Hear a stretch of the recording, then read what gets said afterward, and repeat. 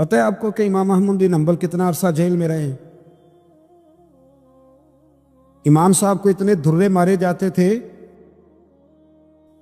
کہ جب آپ کا کرتا اتارا جاتا تھا تو اس سے خون نچڑ رہا ہوتا تھا۔ آج ہم مسند امام احمد بن حنبل اے سی والے کمرے میں بیٹھ کے پڑھتے ہیں، اور جب ہم اس کا حوالہ دے رہے ہوتے ہیں تو ہم کہہ رہے ہوتے ہیں تو پتہ ہے میں کتنا بڑا آدمی ہوں، 14 جلدوں کی کتاب میں سے حوالہ دے رہا ہوں۔ اس بندے سے پوچھو جس نے لکھی ہے، اس سے پوچھو جس نے یہ کمال کیا ہے، اور اتنا بڑا آدمی اور سچا بادشاہ مار رہا ہے۔ ایک دن اس نے تانا بھی دیا، کہنے لگا احمد بن حنبل مجھے بھی پتہ ہے آپ ٹھیک ہیں اور آپ کو بھی پتہ ہے آپ ٹھیک ہیں، ظلم ہو رہا ہے، زیادتی ہو رہی ہے، پر لوگ آپ کی سپورٹ کیوں نہیں کر رہے؟ دنیا آپ کے پیچھے کیوں نہیں چل رہی؟ کوئی آپ کے ساتھ کیوں نہیں آ رہا؟ تو امام احمد بن حنبل کہنے لگے اتنا ہی کافی نہیں کہ تم میرے اوپر ظلم کر کے بھی مجھے سچائی کہہ رہا ہے، یہ میری جیت کافی نہیں؟ اور فرمایا اگر تو نے رزلٹ دیکھنا ہوا نا تو تیرا اور میرا رزلٹ جنازے والے دن نکلے گا۔ حضرت سلطان بہو سے کسی نے کہا تھا زندگی میں بڑے مرید ہوئے، کہنے لگے نہیں، رب دا طالب کوئی نہیں ملے گا، جو ملے ہے طالب زردہ ہو۔ آئے ہیں لوگ تویز دھاگا لینے، رب دا طالب کوئی نہ ملے گا، جو ملے ہے طالب زردہ۔ وہ لینے آئے تھے تویز، ہم نے بھی دے کے بھیج دیا، بات ختم ہو گئی۔ شاہ بقی الدین ابن مخلد کے استاد فرمانے لگے کہ بیٹا تیرا ظرف بڑا ہے اور میرا علم تھوڑا ہے، اگر تو نے صحیح طرح پڑھنا ہے تو بغداد امام احمد بن حنبل کے پاس چلا کر صحیح طرح پڑھ، پھر وہ تیری تشنگی ختم کریں گے، تیری پیاس بجھا دیں گے، چلا جا۔ کہتے میں کشتی میں بیٹھا آنے کے لیے، رستے میں طوفان آ گیا، کشتی کو جانا کہیں اور تھا، چلی کہیں اور گئی۔ ایک جزیرے پہ ہم اترے، فرماتے ہیں کہ وہاں ایسے ویسے بھی ختم ہو گئے، پتے کھا کے گزارا کرنا پڑا۔ بغداد کی سمت کا تعین کر کے پتہ کر کے اس طرف میں چلنے لگا پیدل۔ ہمارا بچہ ماشاءاللہ سے جو ابا جی سے پورے پیسے لے کے جاتا ہے نا پڑھنے کے لیے، اس کا بھی پورا پریشر ہوتا ہے ابا جی کے، آپ کو پتہ نہیں میں پڑھائی کر رہا ہوں، حالانکہ بعد میں پیسے سارے اپنے اکاؤنٹ میں جمع کراتا ہے، ابا جی کو دیتا، لیکن پریشر کریٹ کرتا ہے کہ میں تعلیم حاصل کر رہا ہوں آپ کے حکم پر، لہذا آپ میرا احسان مانیں، معاذ اللہ تعالی۔ کہتے میں تعین کر کے بغداد کی سمت چلنے لگا، شہر بغداد کی یہ نشانی۔ کہتے میں جا رہا ہوں اس سمت، پتے بھی کھانے پڑے رستے میں، 1.5 مہینہ لگا تو میں بغداد پہنچا۔ اب میں نے لوگوں سے پوچھا کہ امام احمد بن حنبل کا مدرسہ کہاں ہے؟ جب میں نے کہا نا امام احمد بن حنبل، تو ایک زمانے میں نام بجتا تھا، ڈنکا بجتا تھا، آج جیل میں۔ جب کہا نا امام احمد بن حنبل تو جس سے پوچھا کرنے لگا چپ کر جا، ان کا ذکر نہ کرنا، تو ان کا نام لیتا ہے جیل ہی جاتا ہے، ان کا نہ نام لینا، خبردار۔ کہتے میں نے کہا کیا ہوا؟ کہا بادشاہ مخالف ہو گیا، امام صاحب کا دارالعلوم تو بند ہو گیا، وہ تو گھر میں قید ہیں۔ توجہ ہے میری بات پر؟ یہ ذوق اگر اسٹوڈنٹ کا بنتا ہے نا تو استاد پڑھانے والا نہ بھی نہ ہو تو وہ استاد کے سینے سے علم کھینچ لیا کرتا، کھینچ لیا کرتا۔ خواجہ فقیر محمد چرائی رحمۃ اللہ علیہ کے ایک مرید تھے، حضرت نے انہیں بڑا کچھ نوازا، تو کچھ لوگ کہنے لگے حضرت جی اسی کو سارا کچھ دے دیا ہے۔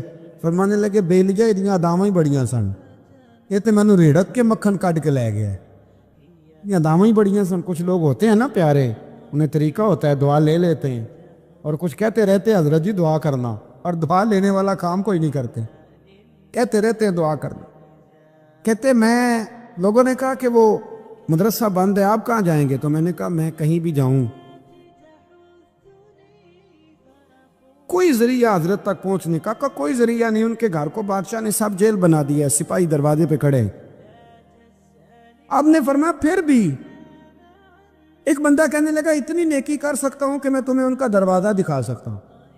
آپ فرمانے لگے میرے لیے اتنا بھی کافی ہے، ذکر حبیب کم نہیں وصل حبیب سے، اتنا بھی میرے لیے کافی ہے۔ اس نے دور سے کھڑے ہو کے کہا وہ جہاں سپاہی کھڑے ہیں نا وہ امام صاحب کا دروازہ ہے۔ شاہ بقی الدین صاحب کہتے ہیں میں نے کہا تو اب جا، اب دیکھنا میں علم کیسے حاصل کرتا ہوں، صبر دیکھو، استقامت دیکھو، حوصلہ دیکھو۔ آپ فرماتے ہیں کہ میں نے نا اپنے سر سے ٹوپی اتار کے کسی کو دے دی اور بال میں نے بخیر ڈالے سارے، ایک جگہ سے دو جگہ سے کرتا میں نے پھاڑ لیا، ہاتھ میں نا میں نے پیالہ پکڑ لیا مانگنے والا، تینوں لب دیا آپ گواچے، میں نے نا پیالہ پکڑ لیا ہاتھ میں مانگنے والا۔ اور جس گلی میں امام صاحب کا گھر تھا نا، پہلے کونے پہ صدا لگائی 1 دینار کا سوال ہے، کہتے 1 دینار ملا، پھر دوسرے دروازے پہ آیا، 1 دینار ملا، پھر تیسرے دروازے پہ آیا، مجنو بن کے وچ بازاراں کدی ککھاں وانگ رلائے تے کدی کہایا کنبا سارا، سر نیزے اتے چڑھائے، سجنا یار مناؤن دی خاطر اساں کی پیس بٹائے۔ فرماتے میں نا مانگنے والا، بھکاری بن کے مانگنے والا، میں امیر باپ کا بیٹا تھا پر میں مانگنے والا بن گیا، میں نے پھٹے پرانے کپڑے، ایک دروازے پہ 1 دینار، امام صاحب کا بھی دروازہ آیا،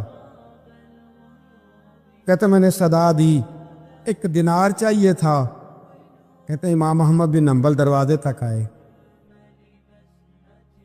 اور جب میرے پیالے میں کاسے میں دینار ڈالنے لگے تو میں رو پڑا، میں نے کہا میرے محبوب کریم کی حدیثوں کے وارث اور جانشین، میں تو کہاں سے چلا ہوں، تجھ سے حدیث سیکھنے آیا ہوں، مجھے خیرات نہ دے، مجھے میرے مصطفیٰ کی 2 حدیثیں پڑھا دے۔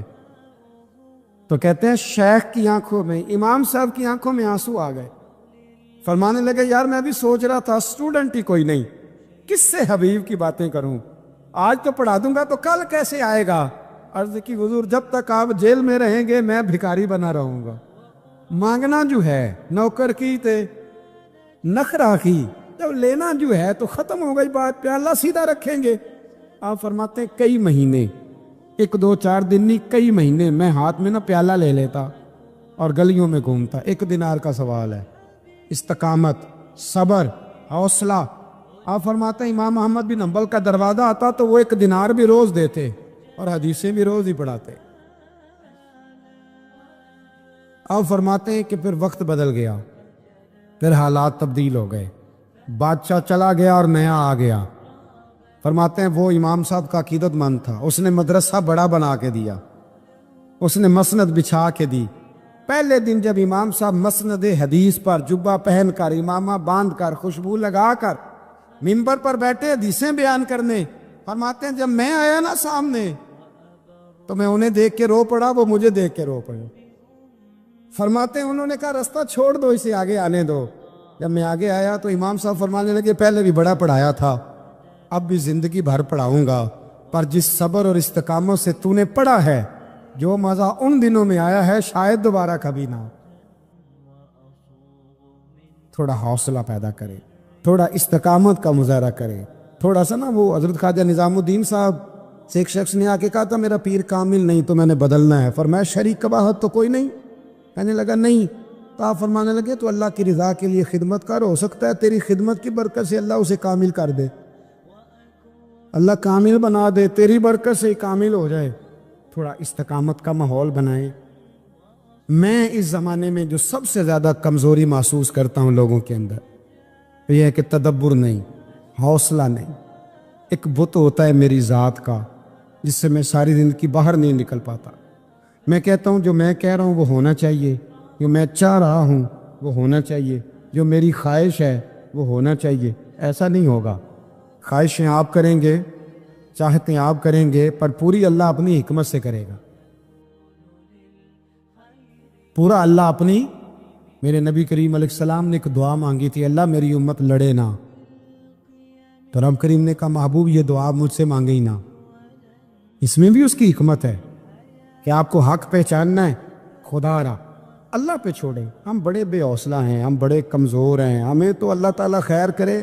اب تو زمانے میں جو دوائی سب سے زیادہ بکنی چاہیے وہ وہم کی دوائی ہے، وہ سب سے زیادہ بکنی چاہیے۔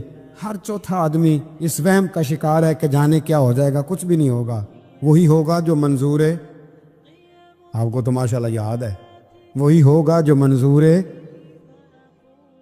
کچھ چیزیں اللہ رسول پہ چھوڑیں، صبر کے ساتھ، استقامت کے ساتھ۔ ایک بات میں نے شروع میں کی تھی، پھر دہراتا ہوں آخر پہ، یہ سوچ لیں کہ آپ حق پہ ہیں کہ نہیں، آپ سچے ہیں کہ حضرت عبداللہ ابن زبیر امام حسین کے بعد یزیدی فوجوں کے خلاف نکلے تھے، آپ کے کچھ ساتھی شہید ہو گئے تھے اور کچھ پیچھے کی طرف چلے گئے تھے، پسپا ہو گئے تھے، حضرت عبداللہ ابن زبیر اکیلے رہ گئے تھے۔ اس وقت آپ کی والدہ حضرت اسماء بنت ابی بکر صدیق 90 سال عمر تھی اور آنکھوں سے نابینا تھی۔ فرماتے ہیں میں اپنی اماں سے مشورہ کرنے آیا، میں نے کہا اماں میرے کچھ ساتھی پیچھے چلے گئے، کچھ شہید ہو گئے، میں جہاد میں اکیلا رہ گیا ہوں، حکم کیا ہے؟ تو اماں کہنے لگی عبداللہ پہلے یہ بتا تو حق پہ ہے کہ نہیں؟ میں نے کہا اماں ہوں تو میں حق پہ، پر مجھے تیری بڑی فکر ہے، تیری 90 سال عمر ہے، یہ تو میرے جو مقابلے والے ہیں یہ تو بڑے سخت گیر لوگ ہیں، میری لاش کے ٹکڑے ٹکڑے کر دیں گے، تو برداشت کر لے گی؟ تو حضرت اسماء نے پتہ کیا دلیرانہ جواب دیا تھا کہ بیٹا بکرے کو تکلیف صرف ذبح ہوتے وقت ہوتی ہے، جب اس کی کھال اتارتے ہیں پھر اسے کوئی تکلیف نہیں ہوتی، جب اس کے ٹکڑے ٹکڑے کرتے ہیں اسے کوئی تکلیف ہے، تو کہ بیٹا حوصلے کے ساتھ رہنا، صبر کے ساتھ رہنا، اگر تو حق پہ ہے پہلے یہ دیکھ لے، اگر آپ حق پہ ہیں، اگر نہیں تو توبہ کر کے حق پہ آئیں، اور اگر آپ حق پہ ہیں تو پھر آپ یہ ذہن بنا لیں کہ حالات بدلیں گے اور جو آپ کا نظریہ ہے وہ غالب آ کے رہے گا۔ اگر آپ حق پہ ہیں تو پھر اللہ آپ کو توفیق دے گا، لیکن زندگی میں ان چیزوں سے بچیں۔ امام اعظم کے خلاف سازش رچی گئی، امام صاحب رحمۃ اللہ تعالیٰ علیہ کے پاس ایک بی بی دوڑی، حضور مسئلہ پوچھنا، آپ عورتوں سے ملا نہیں کرتے تھے، میں نے سوال کرنا ہے جی، جلدی جلدی سے اندر آ گئی۔ عورت جیسے ہی اندر داخل ہوئی باہر شور ہو گیا، امام صاحب کے پاس عورت ہے، اس نے بھی شور کر دیا کہ معاذ اللہ ثم معاذ اللہ، 10 درازی کیا امام اعظم۔ لوگ امام صاحب سے کہنے لگے اب پراپوگنڈا ہو گیا، سارے شہر میں بات پھیل گئی، حضور آپ جواب دیں، آپ بھی کو بات کریں۔ فرمانے لگے کیا جواب دوں، بی بی اکیلا تھا، میں اندر آئی ہے، باہر شور ہوا ہے، عورت کہہ رہی ہے میں اکیلا تھا، میں جواب دوں بھی تو میری گواہی کون دے گا، میرے ساتھ کھڑا کون ہوگا، اس وقت کون ہے اٹھ کے کہے گا کہ نہیں نہیں ایسی بات کوئی نہیں، یہ تو ماحول تو اور رخ اختیار کر گیا، تو حضور اب کیا کرنا ہے؟ تو آپ فرمانے لگے کرنا کیا ہے، میں کوئی لاوارث ہوں، رب رسول کا ماننے والا ہوں، میں فیصلہ اپنے اللہ پہ چھوڑتا ہوں، وہ بھی تو عدالت ہے نا۔ مصیبت یہ ہے کہ میں اور آپ سارے فیصلے خود کرنا چاہتے ہیں، حالانکہ خود کچھ فیصلے چھوڑ دینے چاہیے، وہی ہو تو بہتر ہے۔ فرمایا اللہ رسول پہ چھوڑتا ہوں، ختم ہو گئی بات، اب میں دلیل دوں گا بھی تو میری سنے گا کون؟ اس طرح کے ماحول میں کئی دفعہ آپ دلیل دیتے بھی ہیں تو کوئی سننے کو تیار ہے کہ وقت فیصلے کرتا ہے، کون سنے گا؟ فرمایا بس ٹھیک ہے، لے گئے پکڑ کے کوتوال کے پاس، تھانے میں بند کر دیا، اتنا بڑا امام ہے تھانے میں بند ہے، عورت بھی باہر بٹھا دی گئی، امام صاحب نے اس سے کوئی ڈسکس نہیں کی۔ جب اندر تشریف لے گئے سپاہی 2-3 کڑے تھے، امام صاحب او ہو رب کریم کے بندوں کا وہی طریقہ، امام صاحب نے وضو کے لیے پانی مانگا اور پھر امام اعظم نے نفلوں کی نیت باندھی اور 2 رکعتیں پڑھ کے کہنے لگے مالک عزتیں بھی تیرے پاس ہیں، ذلتیں بھی تیرے پاس ہیں، تو جس حال میں ابو حنیفہ کو رکھے گا مجھے شکوہ کوئی نہیں، میں تیری رضا پہ راضی ہوں، جیسے تو چاہے میں راضی ہوں تیری رضا پہ۔ امام صاحب دعا مانگ رہے تھے تو آنسو ہاتھوں پہ گر رہے تھے، آنا کبھی مصلی بھی آباد کریں، آنا کبھی دنیا کو تو دکھڑے بڑے سنا لیے، آنا 2 رکعتیں پڑھ کے روئیں رب کی بارگاہ میں، محبوب کا وسیلہ پیش کریں، آنا اسے بھی تو منائیں۔ امام صاحب کے آنسو گرنے لگے، سپاہی بھی پریشان تھے، وہ بی بی نہ خود ہی اٹھی اور امام صاحب کے قریب گئی، کہنے لگی پہلے مجھے دنیا والے کہتے تھے اب میں سمجھ گئی ہوں آپ تو رب کریم کے نیک بندے، اب نہ روئے، سویرے جانا ہے نا قاضی کی عدالت میں، تو میں سویرے گواہی دوں گی کہ میں نے جھوٹا الزام لگایا تھا، آپ ناراض نہ ہوں۔ امام صاحب فرمانے لگے اس سے نہیں بات بنے گی، اگر تو نے کچھ کرنا ہے تو جو میں کہتا ہوں وہ کر۔ امام اعظم تھے نا، جو میں کہتا ہوں وہ کر۔ اس نے کہا جی وہ کیا؟ آپ فرمانے لگے اب تیری گواہی سے بھی بات اور ہو جائے گی، اس کو کہہ لیا ہے، اس کو منا لیا ہے، اس کی منت کر لی ہے، اس کو رشوت دے لی ہے، حالات کا تقاضا اب اور ہے۔ اب اس کا جواب بھی کچھ اور ہی ہے۔ با پردہ عورت تھی، برقعے میں لپٹی ہوئی، اس کو گھر بھیج دیا۔ وہ کوتوال سے کہنے لگی میں بیمار ہوں، مجھے چھٹی دے دو، سویرے آ جاؤں گی۔ مدعی مقدمہ تو میں ہوں، اب مدعی کو تھوڑی کوئی مان کے رکھے گا۔ خاتون گھر چلی گئی۔ صبح قاضی کی عدالت میں مقدمہ لگا، امام صاحب رحمت اللہ علیہ کٹہرے میں کھڑے ہیں۔ یار بڑا مشکل ہوتا ہے معزز آدمی کا کٹہرے میں کھڑا ہونا، لیکن مخلوق تو فنکار ہے اس درجہ کے پل بھر میں یہ سنگے در کعبہ سے بھی اسنام تراشے، تم کون ہو کیا چیز ہے داغے کبابی۔ لوگوں نے تو مریم پہ بھی الزام تراشے۔ یہ نہیں نا باز آتے لوگ، پھر مرضی ہے نا ہونا، کٹہرے میں کھڑا ہونا پڑ ہی جاتا ہے۔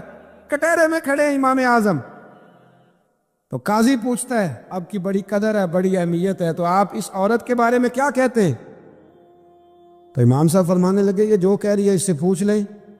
تو خود خاتون کہنے لگی میرا امام صاحب سے تعلق ہے۔ آپ فرمانے لگے ٹھیک کہتی ہے۔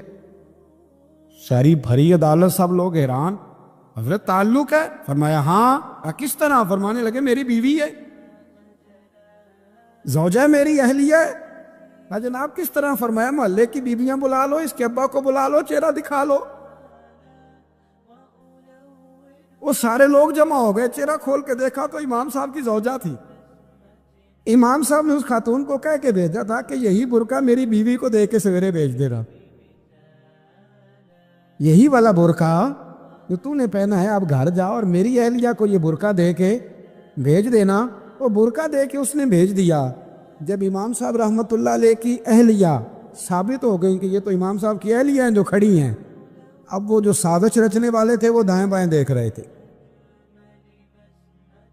تو امام صاحب نے ایک بات کی جو بڑی شاندار ہے، فرمایا تدبیریں تم نے بھی کی تھی، پر جو تدبیر میرا رب فرماتا ہے نا، جو تدبیر میرا، فرمایا یہ ابو حنیفہ کی تدبیر نہیں، یہ تدبیر میرے اللہ کی ہے جو اس نے مجھے عطا فرمائی، مجھے سجھائی۔ اب قاضی صاحب نے حکم دیا کہ جتنے لوگوں نے الزام لگایا وہ سارے معافی مانگ، وہ آئیں جس نے بات کی۔ بھائی وقت کو دیکھیں، فیصلے اللہ کے حوالے کریں۔ ہم لوگوں نے جھگڑے کر کر کے، دلائل دے دے کے، بحث کر کر کے معاملات کو اتنا الجھا لیا ہے، آپ یقین کریں دل بے چین اس لیے رہتے ہیں کہ یہ جو پیاس اور جو طلب کرتے ہیں وہ ہم انہیں پہنچاتے نہیں۔ دل بے قرار اس لیے رہتے ہیں کہ یہ رب اور رسول کی محبت سے ٹھنڈے ہوں، ہم ادھر ادھر کی چاہتے لیے پھرتے ہیں۔ ان کے اندر بے قراری اس لیے ہے کہ ہم نے امیدیں لوگوں سے وابستہ کر لی ہیں، جو لوگوں سے نہیں کرنی چاہیے تھی، اللہ رسول سے کرنی چاہیے۔ ہم نے اسباب کو اختیار کرنا ہے، بھروسہ اسباب پر نہیں، بھروسہ تو اللہ تعالیٰ پہ کرنا ہے۔ تو جب تک دیکھیں نا قرآن مجید نے کیا کہا، قرآن مجید نے کہا والذین آمنوا اشد حبا للہ، فرمایا وہ لوگ جو ایمان لے آئے وہ اپنے رب سے شدید محبت کرتے، اپنے رب سے پیار کرتے ہیں۔ ان کے سجدے بوجھ نہیں، ان کے سجدے تو لذت ہے، انہیں نماز کے لیے لانا نہیں پڑتا، جبر نہیں کرنا پڑتا، ان کے تو دل کھچے چلے آتے، ان کو تو پیار ہو گیا، رات ساری بیت گئی اور ایک سجدہ بھی مکمل نہ ہوا۔ وہ تو مال چونکہ اللہ نے دیا ہے تو راہ خدا میں خرچ کرتے وقت ان کی طبیعت کسی قسم کا تکلف نہیں محسوس کرتی، کوئی بوجھ نہیں محسوس کرتی، چونکہ وہ ہر چیز سے بڑھ کر اللہ رسول سے پیار کرتے ہیں، تو یہ چیزیں ان کے سامنے کبھی بھی رکاوٹ نہیں بنتی۔ اور دل میں سب سے زیادہ محبت اللہ کی، اور جہاں تک تعلق ہے میرے رسول پاک کا، تو اللہ کریم نے فرمایا النبی اولیٰ بالمؤمنین من انفسہم، فرمایا یہ جو نبی ہے نا یہ تو مومنوں سے ان کی جانوں سے بھی زیادہ قریب ہے۔ تو ہر وقت دل کی دھڑکنوں میں، روح کی ٹھنڈک میں، قلب میں، دل میں، روح میں، ذہن میں جو چیز ہر وقت سمائی ہے نا مومنوں کے، وہ رسول پاک کی ذات ہے۔ اگر رات ساری بندہ یہی سوچتا رہے کہ سویرے یار کس طرح کام چلانا ہے، پیسے کیسے آئیں گے، جو میرے پاس 2 لاکھ ہے اسے 6 کیسے کرنا ہے، اور یہ 6 ہے یہ 12 کیسے ہو سکتا ہے، اور جناب یہ دنیا میری کیسے آگے بڑھ سکتی ہے، اور یہ جو پلاٹ پڑا ہے نا میرے گھر کے بالکل سامنے، کیسے کچھ چکر چلے کہ میرا ہو جائے، گاڑی ہے ذرا چھوٹے ٹائروں والی بڑے ٹائروں والی کیسے آ سکتی ہے۔ اگر 24 گھنٹے منصوبہ بندی دنیا حاصل کرنے سے دین منع تھوڑا کرتا ہے، حضور نے تو فرمایا محنت کر کے کمائی کرنے والا اللہ کا دوست ہے، منع نہیں ہے، لیکن ہر وقت اسی گنتی میں رہنا، اسی کے شمار میں رہنا، الجھ جانا، اور جو اصل چیز تھی اس کو چھوڑ جانا۔ ہم نا نیکی کرتے ہیں، مومن ہوتے ہیں، لیکن اس کی لذت نہیں پاتے۔ یعنی اگر نماز پڑھ کے بھی بندہ قرار نہ حاصل کرے، اگر وہ خیرات کر کے بھی اس کی ٹھنڈک نہ محسوس کرے، مسجد آ کے محفل کرا کے محفل میں بیٹھ کے پھر بھی اس سے کوئی روحانیت نہ پا سکے، اس نے 20 علماء سنے، اس نے درجنوں خطباء سنے، اس نے ساری زندگی گزار دی، لیکن اس کے دل کی کیفیت ہی نہ بدلی، وہ لذت خاص ہی اسے نصیب نہ ہو، تو پھر اسے سوچنا چاہیے نا کہ دل میں نا اللہ تعالیٰ نے نا ہر چیز 2 بنائی ہے، ہونٹ 2، آنکھیں 2، کان 2، ہاتھ 2، پیر، دل اللہ نے ایک ہی بنایا۔ یہ نہیں ہو سکتا کہ چلو ایک طرف مجھے رکھ لو ایک طرف کسی اور کو رکھ لو، دل ہی ایک بنایا ہے۔ وہ کہتا ہے بس دل ایک ہے تو رب رسول ہی رہیں گے اس میں ادھر ادھر کی چاہتے نہ لے آنا، جب تک دل کے اندر پوری طور پر اللہ رسول کی، بخاری مسلم میں حدیث ہے، نبی پاک علیہ الصلوۃ والسلام نے فرمایا اگر تم چاہتے ہو نا تمہیں ایمان کی لذت نصیب ہو، آپ زیادہ غور کریں میری بات پر، ایک ہے کھانا، ایک ہے مزیدار کھانا، ایک ہے مومن ہونا اور ایک ہے مومن ہونے کا مزہ آنا، لذت نصیب ہونا کہ میں صاحب ایمان ہوں۔ فرمایا اگر تم چاہتے ہو کہ تمہیں ایمان کی لذت نصیب ہو، یہ حدیث آپ نے بھولنی نہیں، بخاری مسلم میں، اگر چاہتے ہو کہ ایمان کی لذت نصیب ہو تو 3 کام کرو۔ یا رسول اللہ صلی اللہ تعالی علیہ وسلم کون کون سے؟ حضور فرمانے لگے پہلا کام یہ کرو کہ ہر چیز سے بڑھ کر اللہ رسول سے محبت کرو۔ لیکن یہ نیرا نعرہ نہیں لگانا، یہ غور کرنا ہے، پیسوں پر اچھی طرح غور کر کے سوچ لینا ہے کہ پیسے زیادہ پیارے ہیں کہ اللہ رسول، غور کر لینا۔ یہ جو جھوٹی انا کے بت بنائے ہوئے نا، میری عزت، میری برادری، میری افسری، میرا قبیلہ، میری کرسی، یہ غور کر لینا ہے کہ کرسیاں زیادہ پیاری ہیں، اقتدار زیادہ پیارا ہے کہ اللہ رسول۔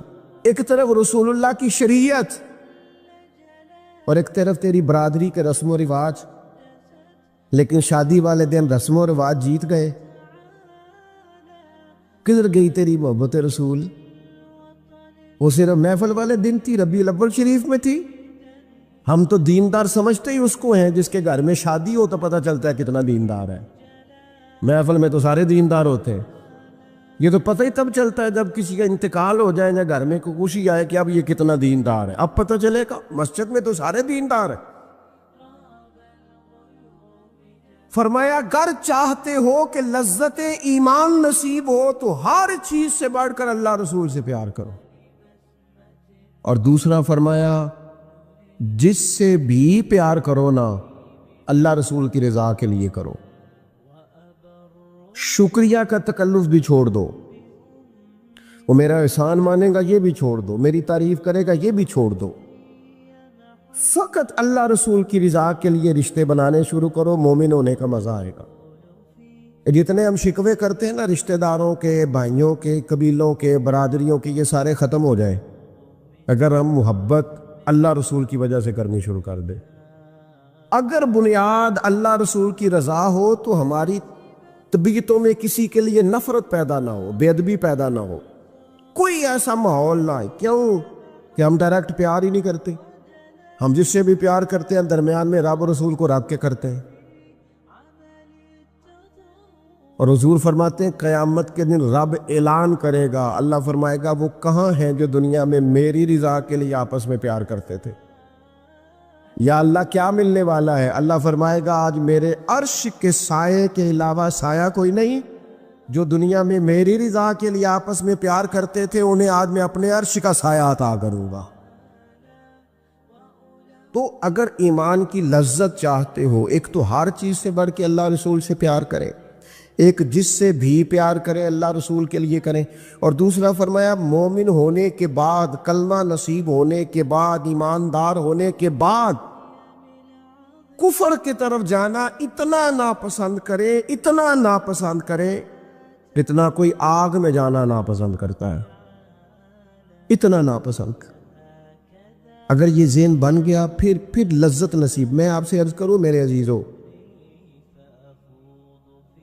ہم نا تھکی تھکی سی زندگی گزارتے ہیں، بور سا وقت گزارتے ہیں، الجھے ذہن رہتے ہیں، بکھری سوچیں رہتی ہیں، ٹوٹے خیالات، پختگی نہیں باتوں میں، مضبوط نہیں افکار۔ کسی نے مشورہ دیا تو 10 منٹ کچھ اور سوچ لیا، اگلے سے بات کی تو پھر پچھلے کی بات ختم ہو گئی۔ اپنی زندگی میں مضبوطی نہیں۔ او خدا کے بندو، ہمیں تو ایک سادہ سا اسلوب دے دیا گیا ہے کہ تم ہر چیز سے بڑھ کے رسول پاک سے محبت کرو۔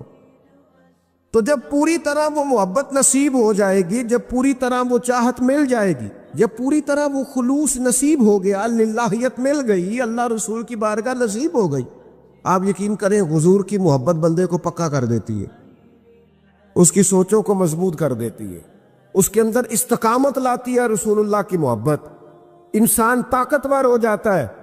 میں تقریر نہیں کر رہا، جذبات کا اظہار کر رہا ہوں۔ میں آپ سے داد نہیں چاہتا، میں آپ کی ذہن سازی چاہتا ہوں۔ آپ بھلے میری بات پر کوئی سبحان اللہ ماشاءاللہ نہ کہے، لیکن میرے درد دل کو سمجھے میں کیا کہنا چاہتا ہوں۔ دوستو، حضور کی محبت مضبوط کرتی ہے، مضبوط، طاقتور کر دیتی ہے۔ نہ سمجھ آئے تو سیدنا بلال سے پوچھ کے دیکھو، مار پڑتی جاتی ہے، محبت طاقتور ہوتی جاتی ہے، تانے ملتے جاتے ہیں، محبت مضبوط ہوتی جاتی ہے۔ نہ سمجھ آئے تو سیدنا سلمان فارسی سے پوچھو، سالوں بیت گئے، ڈھونڈتے، تلاش کرتے، آتے حضور کی بارگاہ میں حاضری دیتے، غلامی کرتے، کہاں سے چلے کہاں پہنچے۔ اگر نہ سمجھ آئے تو حضرت خبیب سے پوچھو، نہ سمجھ آئے تو بدر میں جا کے شہید ہونے والوں سے پوچھو یہ محبت کتنا طاقتور کرتی ہے۔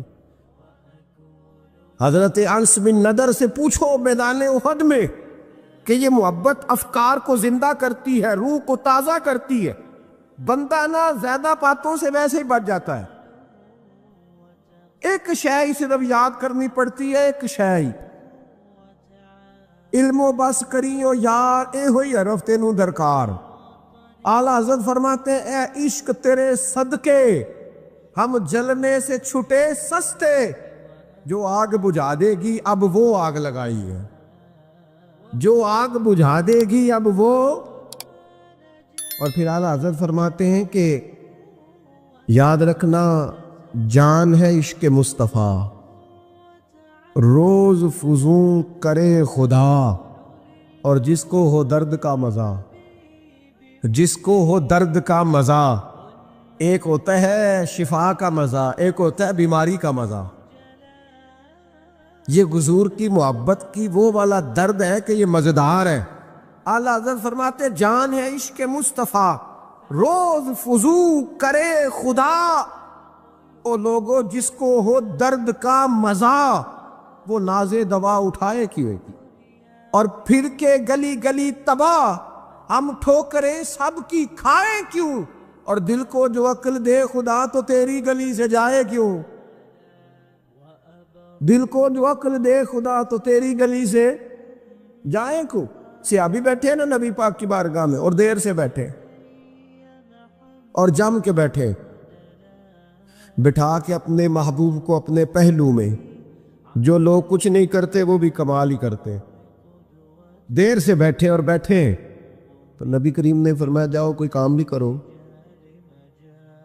اٹھے, ستون کی اوٹ سے ہو کے واپس آ گئے, کہنے لگے یا رسول اللہ آپ کے بغیر دل ہی نہیں لگتا, تو طبیعت ہی نہیں جمتی, کہیں نظر ہی نہیں ٹھہرتی. جب تک آپ اپنے دل کی کیفیات, یار ہمارے بزرگ, ہمیں تو وقت نہیں ملنا چاہیے. اگر ہمارا دعویٰ ہے کہ ہمیں حضور سے محبت ہے تو وقت ہی نہیں ملنا چاہیے. سیرت ساری پڑھ لی ہے ہم نے, حضور کی احادیث یاد کر لی ہیں, نبی پاک کے فضائل پر جو کتابیں لکھی گئی ہیں وہ ہمارے پاس ہیں.